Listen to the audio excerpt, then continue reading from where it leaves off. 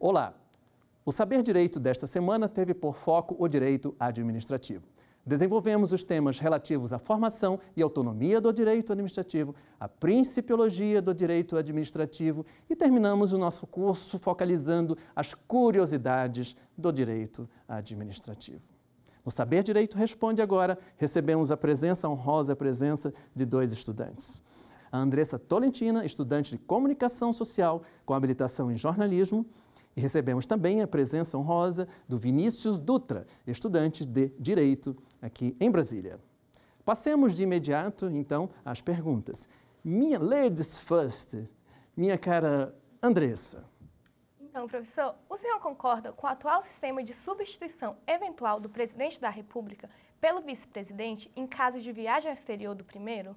Veja, a forma de substituição, no caso, nós estamos falando de substituição eventual do presidente da República, nós não estamos falando nos casos de impedimento, não. Então, veja, eu entendo que o Brasil adota uma forma absolutamente obsoleta, retrógrada. Por quê? Porque não há mais falar nessa substituição. Em Brasília, quando você tem um aperto de mão na base aérea em Brasília, que o presidente da República se diz que ali, naquele momento, estaria havendo uma transmissão do cargo. Na verdade, não se está havendo uma transmissão do cargo, até porque o presidente da República, em viagem ao exterior, ele continua com pleno exercício da presidência da República e ele representa o país. Se assim não fosse, ele não poderia assinar um tratado. Ele não poderia... Veja, em um avião hoje, a bordo de um avião, você consegue certificar eletronicamente, consegue exercer plenamente a presidência da República. Claro, nós estamos falando, diferente das hipóteses de impedimento, nas hipóteses de uma doença, nas hipóteses... Não são essas. Eu falo na substituição eventual, transitória, exemplo clássico de uma viagem ao exterior. Pouquíssimos países adotam isso e o Brasil deveria seguir a história do... o presidente continua em exercício em qualquer lugar do mundo. Muito bem, passamos agora à pergunta dos nossos ouvintes, colegas da internet. Meu nome é Ana Paula Ribeiro, estudo Direito na Universidade de Brasília, DF, e estou cursando o 5º semestre. Gostaria de perguntar para o professor, o direito administrativo possui autonomia acadêmica? Sim, o direito administrativo possui autonomia acadêmica, tanto é assim, é uma disciplina autônoma, não há mais uma ligação em relação à teoria geral do direito público. O direito administrativo é autônomo, possui os seus princípios próprios, possui a independência acadêmica, exatamente como uma disciplina, até porque tem princípios que lhes são peculiares, que lhes são próprios, que os distinguem tanto do direito constitucional quanto da teoria geral do Estado. Ok, voltemos à bancada. Meu caro Vinícius, a sua pergunta.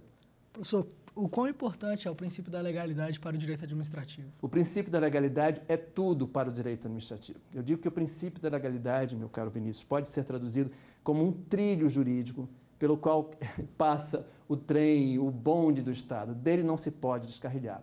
O princípio máximo do direito administrativo é a legalidade, é a conformidade da atuação estatal com a lei. A lei no seu sentido, desde o sentido mais amplo da Constituição até uma portaria, um ato normativo secundário. Portanto, se diz que o princípio da legalidade é o maior princípio aplicável ao direito administrativo e além, veja, a lei é a maior fonte do direito administrativo, principalmente em um sistema românico-germânico como o nosso. Muito bem, agora eu passo novamente a pergunta à internet. Meu nome é Altair Batista, estou no 2º semestre da Faculdade de Direito de Jacarezinho, no Paraná. Professor, gostaria de fazer uma pergunta. No Brasil, existem tribunais administrativos? Meu caro Altair de Cambará, do Paraná, sim, a resposta é afirmativa. No Brasil, existem sim tribunais administrativos, mas eles têm uma grande distinção, meu caro Altair, é que eles não têm função jurisdicional, como exemplo na França, até porque nós adotamos o sistema uno de jurisdição administrativa. Na França, os tribunais administrativos possuem função jurisdicional, aqui não. Exemplo, um conselho de contribuintes, um conselho de recursos da Previdência Social, uma junta de aferição de recursos infracionais do DETRAN, um Conselho Nacional de Justiça, são tomadas decisões administrativas. Poderíamos afirmar que poderiam ser considerados como tribunais administrativos, mas sem função jurisdicional, porque a função jurisdicional no Brasil, ela é indelegável ao Poder Judiciário. Voltemos, portanto, agora às perguntas da bancada aqui. Minha cara Andressa. Em tese, pode o presidente da República editar um decreto durante uma viagem ao exterior? Em tese, seria possível, sim, a edição de um decreto, até porque os meios tecnológicos permitem a certificação digital. Mas aquilo que nós vimos na primeira pergunta, a questão, ele está no exercício do poder. Por isso é a dificuldade em se adotar um sistema obsoleto, retrógrado como o nosso. Até porque, em uma situação de viagem ao exterior, quem edita, quem certifica os decretos, ou seja, quem está em pleno exercício da presidência, é o vice-presidente. Tá? Mas isso, no meu ver, não haveria nenhum impedimento legal, até porque o presidente da República continua também em pleno exercício do poder. Mas a pergunta é absolutamente possível, legítima, até porque não se prescinde hoje do espaço, ou seja, em qualquer momento, em qualquer lugar, se pode certificar digitalmente, seja aqui no Brasil ou no exterior, ou no avião presidencial. Voltemos às perguntas feitas pela internet. O que significa sujeito da relação jurídica com prerrogativa de autoridade? Minha cara Ana, muito boa pergunta. É distinto, veja, você tem poder e você tem poder com essa característica de autoridade. Significa que o Estado está agindo ali com imperatividade, com coercibilidade. Veja bem, num desembarque em um aeroporto internacional, na alfândega, aquele agente alfandegário pode revistar a sua mala. Em uma blitz, o agente de trânsito ou policial pode revistar o seu carro. Você, os colegas aqui, não podem fazê-lo, até porque não tem essa prerrogativa de autoridade que só o agente público, em princípio, tem. Isto não quer dizer jamais que possa haver abuso de autoridade. Não. Não se confunde jamais com arbitrariedade. Esse exercício é absolutamente lícito. Voltemos à bancada. Meu caro Vinícius, a sua nova pergunta. Professor, levando em consideração o princípio da legalidade, existe previsão para a inversão do ônus da prova contra o Estado? Boa pergunta.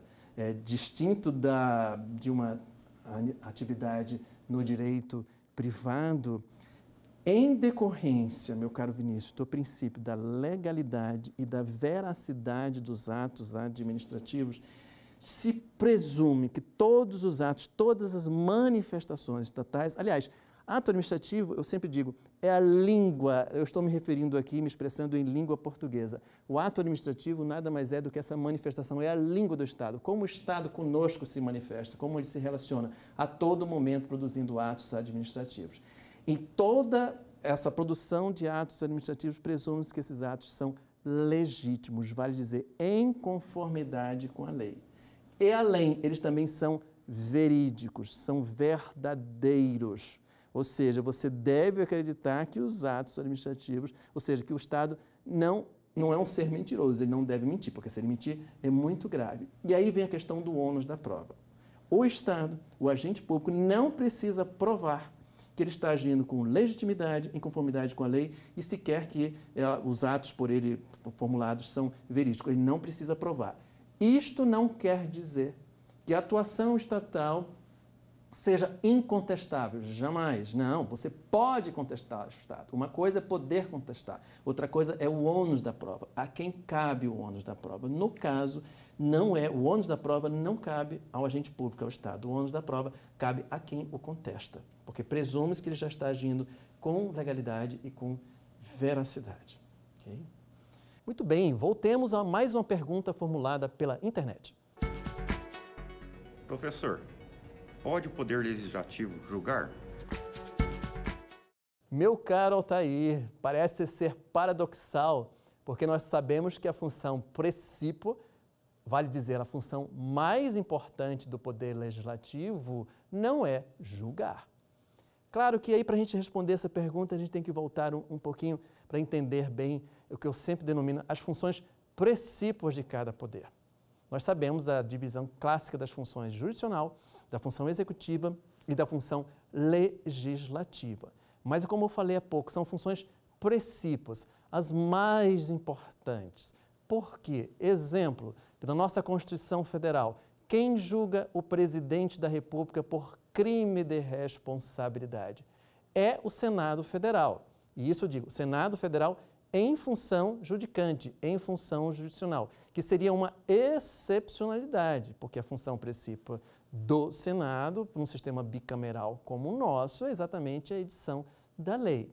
Mas veja, isso também não destoa tanto da atuação dos demais poderes. Como assim? O presidente de um tribunal, o presidente do Supremo, do STJ, de um tribunal regional, do Tribunal de Justiça do Estado do Paraná, ele também é um grande administrador. Como assim? Ele baixa editais de licitação, ele elogia servidores, ele pune editais de concurso público. Todos esses exemplos são exemplos de funções administrativas e não jurisdicionais. Esses exemplos são funções, repito, de funções administrativas, porque ele não está agindo como juiz, e sim como um grande administrador, que cabe a um presidente. Quando ele fixa um horário de funcionamento do foro, horário de funcionamento no protocolo, nos tribunais, são decisões meramente administrativas. Isto não quer dizer que elas não possam serem contestadas perante o Poder Judiciário. Veja um exemplo também de comunicabilidade. No caso, o Poder Executivo, ele decide, vejam as decisões administrativas. Falávamos há pouco da questão da contestação de decisão administrativa, pode vir, portanto, ser objeto de contestação perante o Poder Judiciário. Mas, a todo momento, o Poder Executivo está também decidindo. Porque é interessante a expressão jurisdicional, ou prestar jurisdição.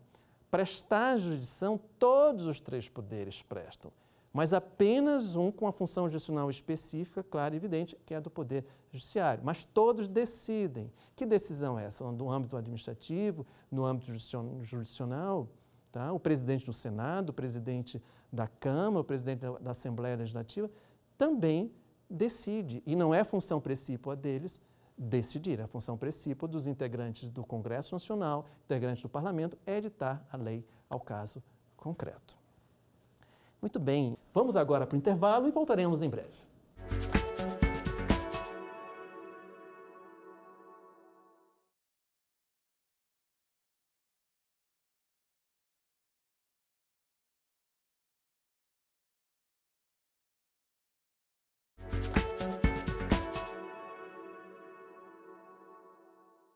Voltamos com as perguntas.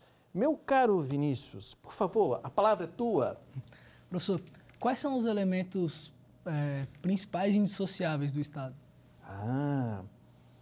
Nós, como assim nós? Eu, você, todos que estão aqui nesse estúdio, ou seja, o povo.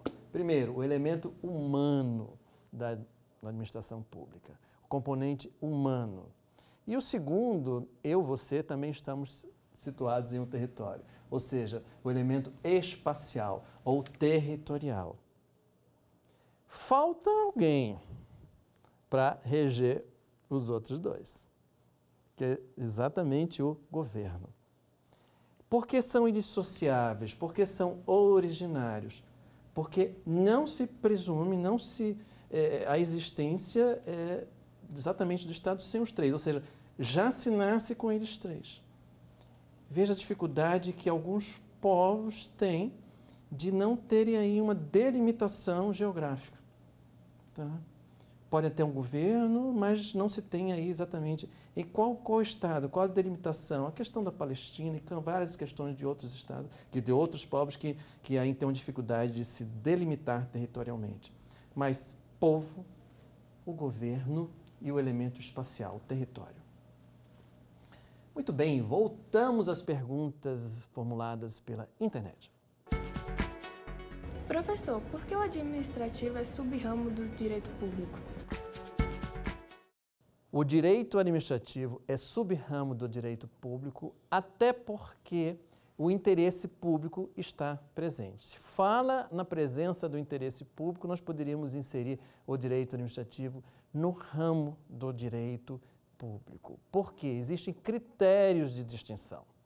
Na nossa vida privada, na vida dos meus colegas, na vida dos que estão todos aqui presentes, ou seja, no direito privado, ao contrário, não há a prevalência do interesse público. O que prevalece são as relações privadas, as relações de família, as relações em que, em princípio, o Estado não deveria se intrometer. Isso não quer dizer que, havendo interesse público, se intrometa, porque o Estado também está na nossa casa, na nossa residência, está dentro de uma sala de aula. Eu falei, como está dentro da sala de aula?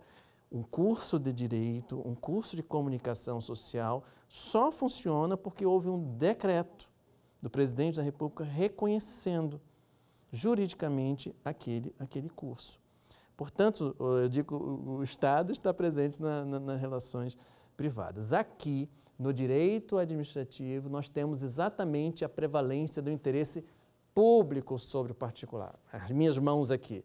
No direito privado, não, existe uma igualdade aqui de direitos, ou seja, a relação credor-devedor, uma relação de consumidor, uma relação autor e réu, uma relação processual. Aqui não, aqui nós fazemos isso. E fazer isso aqui não significa que nós estaríamos violando o princípio da igualdade, porque nós sabemos também que é forma de se conceber a igualdade tratar igualmente os iguais e desigualmente os desiguais. No direito administrativo, nós vamos tratar desigualmente os desiguais porque precisamos alcançar o interesse público. Precisamos baixar um ato em que prevaleça a necessidade de uma economia, um racionamento de água, racionamento de energia. Tudo isso é interesse público presente ali. Muito bem, Andressa. Novamente você tem a palavra. Então, professor, o que pode desencadear a extinção de um cargo público? A extinção do cargo público. O maior motivo, o motivo mais comum, o motivo princípio do desencadeamento exatamente da extinção do cargo público é o contingenciamento de despesa. Por uma ocorrência de uma grave crise econômica financeira, a despesa pública aumenta e o Estado não consegue manter a remuneração desses servidores públicos. Então, se presume que o cargo será extinto, obviamente, o ocupante desse cargo haverá de estar aposentado ou ter ocorrido um falecimento, o cargo haverá de estar extinto. E com isso seria possível a extinção do cargo público. É claro que a sua pergunta já induz a uma situação bastante tormentosa no direito administrativo e no direito público. Presume-se não, na verdade nós temos uma previsão legal expressa na Lei 8.112, pelo menos no âmbito federal, no sentido de que um cargo público só pode vir a ser criado por lei.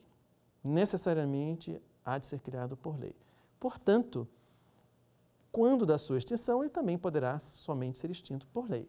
Não é crível, não é aceitável que um cargo público seja extinto por decreto, se ele foi criado por lei. Eu acho uma ofensa à legalidade extrema. Portanto, se o cargo público foi criado por lei, ele só pode vir a ser extinto por lei, jamais por um decreto, ainda que esse cargo esteja vago e ainda que se trate de um contingenciamento de despesa. Veja, minha cara, ninguém está contestando a necessidade da extinção do cargo público em decorrência da diminuição da despesa de pessoal. Não é isso. É a forma como é feita. Se o cargo público precisa ser extinto, vamos fazer a coisa certa. Se ele foi criado por lei, deve ser extinto por lei. E qual é a grande benefício disso? É que o povo é que vai decidir pela extinção. Porque presume-se que a lei é fruto da manifestação popular. Ok? Muito bem. Então, novamente, nós passamos a pergunta formulada pela internet. Professor, por que se diz que os atos administrativos são legítimos e verdadeiros? Sim, falávamos isso há pouco. A presunção de legitimidade e veracidade dos atos administrativos. Dos italianos, é vero, é verídico. Tá? Isso significa que nós devemos confiar que toda e qualquer manifestação do Estado está em conformidade com a lei e ela é verídica.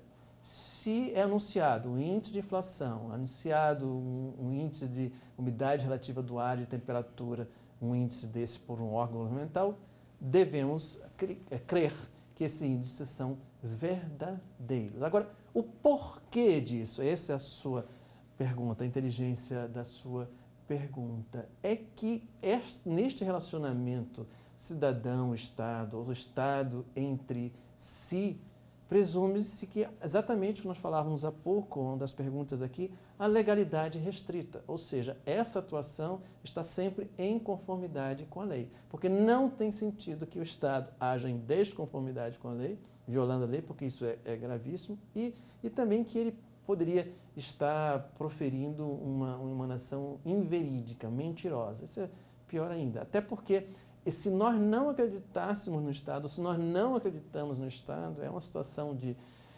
grande gravidade da conturbação da ordem pública. Isto não é salutar, isto não é bom para um relacionamento da sociedade como um todo. Ok, então mais uma vez voltamos às perguntas aqui da bancada. Meu caro Vinícius, por favor, formule a sua pergunta. Professor, o Estado ele possui personalidade jurídica única de direito público? É bem coerente com o que nós debatíamos há pouco. Sim, a personalidade jurídica do Estado é una ou única. Veja, não caiu por terra uma concepção no sentido de que o Estado, até porque também atua no âmbito do direito privado, ele teria uma dúplice personalidade. Não. Isto caiu por terra, isso não é mais aceito pela doutrina. Hoje nós aceitamos e propugnamos a personalidade una ou única de direito público, ainda que o Estado também atue no ramo do direito privado, ainda que o Estado atue na nossa família, nas nossas residências, ainda que ele possa exercer um controle do que é necessário, voltando ao interesse público, ou seja, ainda que ele atue também no ramo do direito privado, a personalidade é una e é de direito público. Ok? Então, mais uma vez, agora voltamos à pergunta formulada pelos nossos ouvintes na internet. Qual o sistema administrativo de jurisdição que é adotado no Brasil? Isso tem a ver exatamente com todo o contexto que nós estamos debatendo. O sistema administrativo de jurisdição, para ser absolutamente objetivo a sua pergunta, minha cara Ana, é o sistema administrativo de jurisdição UNO, ou sistema inglês. Como assim? Isto significa aquilo que eu falava. O Brasil possui tribunais administrativos? Sim, possui tribunais administrativos, mas esses tribunais administrativos não têm função jurisdicional. Diferentemente do sistema francês, ou sistema dual. Nós adotamos o sistema inglês, do Reino Unido. O sistema francês dual, ele é distinto. É como se o poder judiciário deles fosse dividido em dois, ou seja, um é o chamado contencioso administrativo, que julga as causas nos quais o Estado é parte, nas quaisquer das suas feições, mas com função jurisdicional. Aqui no Brasil, poderíamos afirmar que nós temos o contencioso administrativo? Sim, nós temos o contencioso administrativo, mas ele não possui função jurisdicional. Portanto, o sistema administrativo de jurisdição adotado no Brasil é o sistema de jurisdição UNO, ou sistema inglês. Ok, minha cara Andressa, formule mais uma pergunta. Então, professor, é possível, em tese, um decreto renovar uma lei? Um decreto revogar uma lei. Voltando ao nosso tema, eu diria que, infelizmente, no ordenamento jurídico brasileiro, em tese, seria possível. Como assim, professor? Me explique melhor, até porque poderia se tornar uma excrescência jurídica. Mas eu me refiro à emenda constitucional número 32 de 2001, que alterou o artigo 84, inciso 6º da Constituição, no sentido que possibilita hoje o presidente da República extinguir um cargo mediante decreto. Aí volta aquele nosso tema. Esse cargo foi criado por lei, então somente uma lei poderia extinguir este cargo. Se ele foi criado por lei, somente uma lei poderia extinguir esse cargo e não um decreto. Mas hoje, eu sei que é por motivo de conveniência administrativa em relação ao contingenciamento de despesa, mas efetivamente há essa possibilidade, sim. Muito bem, formulamos mais uma pergunta pela internet. O que significa o princípio da continuidade dos serviços públicos? continuidade do serviço público, vale dizer, os serviços públicos não podem ser interrompidos. Existe uma outra expressão, não pode haver um hiato, uma separação na interrupção dos serviços públicos. Presume-se, inclusive o Poder Judiciário, nós temos com a Emenda Constitucional 45 de 2004, a necessidade de você funcionar diuturnamente, 24 horas, ainda que sob o regime de plantão. Continuidade dos serviços públicos, ou seja, os serviços públicos devem ser prestados de forma ininterrupta. Claro, estamos referindo aos serviços essenciais. Muito bem, voltemos novamente à bancada. Meu caro Vinícius, você teria uma pergunta? Qual a importância e qual seria a influência das jurisprudências para o direito administrativo? Olha, a influência da jurisprudência para o direito como um todo é fundamental. Eu diria que nós estamos encaminhando para uma velocidade impressionante para o sistema do precedente norte-americano. Vejam, uma decisão do Supremo Tribunal Federal, uma decisão de repercussão geral do Supremo Tribunal Federal, uma decisão de uma ação direta de inconstitucionalidade com efeito vinculante, a própria expressão efeito vinculante já nos traduz a grande força que tem aí exatamente uma decisão, principalmente do Supremo Tribunal Federal. Muito bem, e com isso nós encerramos o nosso Saber Direito, já com saudade desse debate tão importante. Eu sempre digo, o professor é aquele que aprende todos os dias. Aprendemos com as perguntas, aprendemos com o debate. Espero poder ter ajudado vocês, a todos os estudantes aqui da bancada, a todos que formularam as perguntas pela internet e como espero ter podido ajudar todos vocês no crescimento. Veja, eu sempre digo, o melhor agradecimento que se possa dar para um professor é o sucesso profissional. Tenha o sucesso profissional, obtenha o sucesso que qualquer um que passou pela vida de vocês, com certeza vai ficar muito contente. Muito obrigado, agradeço a presença de vocês, a todos que formularam as perguntas. Quer dar uma sugestão de tema para os cursos do Saber Direito? É só mandar um e-mail para a gente, saberdireito@stf.jus.br. Ou então, entre em contato pelo nosso WhatsApp. O número é este que aparece na sua tela. Você também pode estudar pela internet. Acesse tvjustiça.jus.br. Reveja ainda as aulas no nosso canal do YouTube, TV Justiça Oficial.